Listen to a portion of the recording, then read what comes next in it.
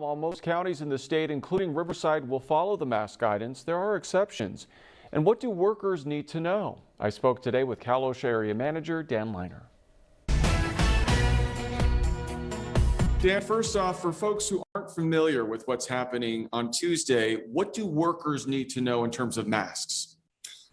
Well, Peter, Cal OSHA is responsible for making sure employees are protected in the workplace and that employers provide a safe and healthful work environment for their workers. Starting this week, the governor is lifting the masking mandate. And because of that, for employers and workers, employers will still need to follow Cal OSHA's emergency temporary standard for COVID-19, and they will still have to wear face coverings in certain situations. Masks will be required indoors and inside vehicles for any worker who is not fully vaccinated. And there is an exception, though, for those that are unable to wear a face covering for a medical reason, a mental health condition, or a disability. The face covers are going to be required for workers who are unvaccinated if they are indoors at all times and if they are working outdoors within 6 feet of another person.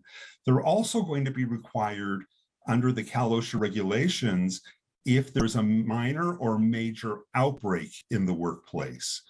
A minor outbreak is considered 3 or more COVID-19 cases within a 14-day period, and a major outbreak is 20 or more cases within a 30-day period.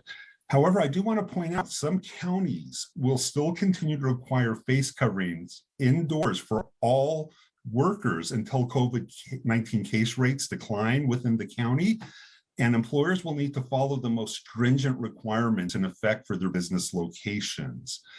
And because the Omicron variant of COVID-19 is so contagious, both the CDC and the California Department of Public Health is recommending the use of more protective masks, such as N95 respirators used voluntarily, a KN95 mask, or a KF94 mask.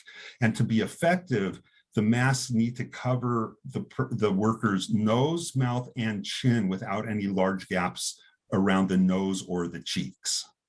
I just want to be clear, Dan, does this go into effect midnight tonight going into Tuesday or midnight Tuesday going into Wednesday?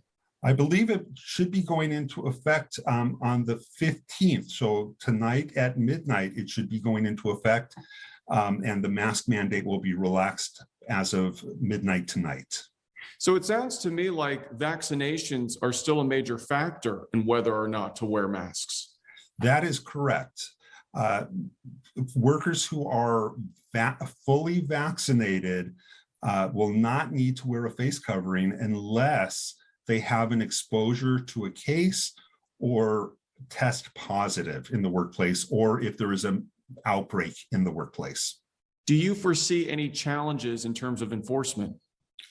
As far as enforcement, employers need to be aware of the requirement to make sure that they know who is vaccinated and who is not vaccinated in their workplace to determine who needs to be wearing the face covering while at work.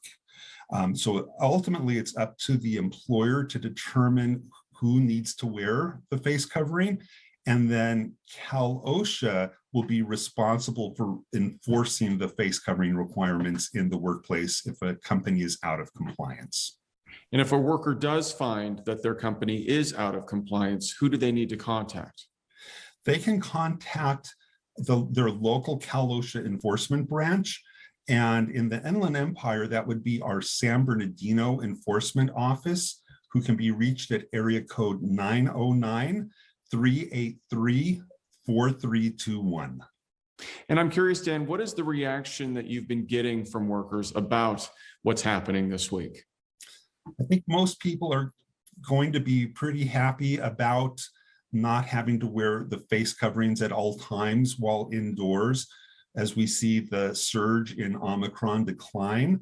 But we still see a lot of workers who may want to continue to wear a face covering voluntarily, even though it's not required under the Cal OSHA regulation.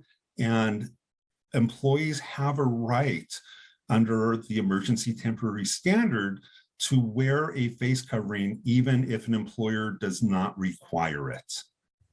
Anything else, Dan, you'd like to say before we let you go? I just want to quickly mention that if employers or employees have questions on workplace safety and health, they can call our San Bernardino consultation office at 909-383-4567 and ask to speak with one of our consultants and get their questions answered. All right, Dan, we appreciate your time. Thanks so much for speaking with us. My pleasure.